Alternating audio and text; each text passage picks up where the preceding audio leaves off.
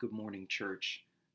This is Pastor Mike, and today is Friday of Holy Week, a day we call Good Friday, a day we remember that Jesus Christ died for us. But saying that he died doesn't really do it justice because the fact is that Jesus was murdered. He was murdered by a corrupt system. He was murdered by jealous religious leaders, and yes, he was murdered by our sins. It was our sins that nailed him to the cross. This is usually a Bible story that we don't want to place ourselves in, that we don't want to take credit for, but ultimately we are there in the crowd with everyone else on this fateful day 2,000 years ago. As the people waited around and as they saw Jesus on the cross, they began to question and wonder what was going to happen. They said, well, maybe Elijah will come down from heaven and save him, or maybe if he is the Christ, if he is the Messiah, he'll call down angels and they'll protect him and take him away from this. Surely, if he is the Son of God, he has the power over death. And on this day, we know exactly why it was in God's will to allow this to happen. Because you see, just at the moment of Jesus' death, the skies turned dark.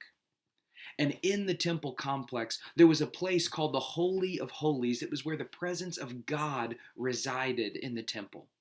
It was separated from the rest of the temple and the temple complex so that people could not access it but once a year, and then only by one person, the high priest, for the year. That room, that Holy of Holies, was separated by a curtain, by a veil, and the Gospel of Mark tells us that at the moment of Jesus' death, that veil, that curtain, was torn in two.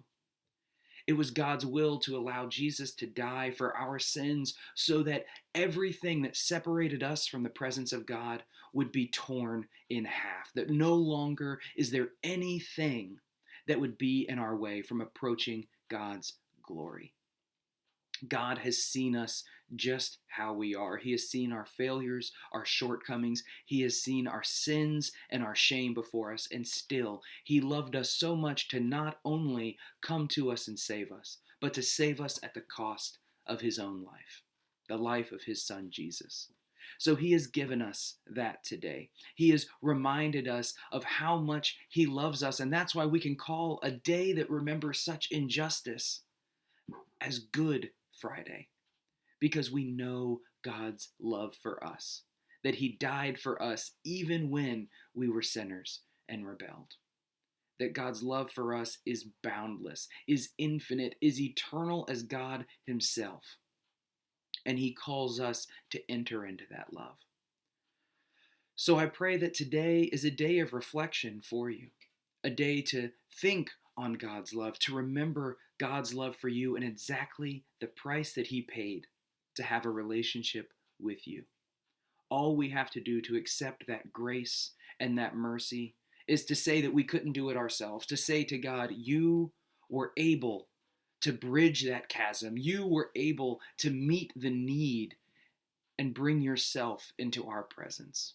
And all we have to do is look to God and say, I accept that gift that you have given.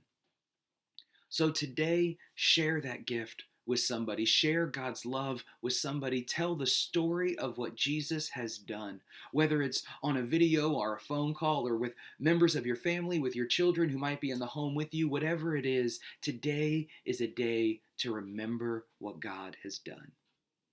He is worthy of our praise. He is worthy of our love.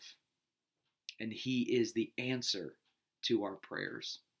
So on this Good Friday, know that you are loved, that you are forgiven, and that you are made holy by the righteousness and the sacrifice of Jesus Christ. God bless you today.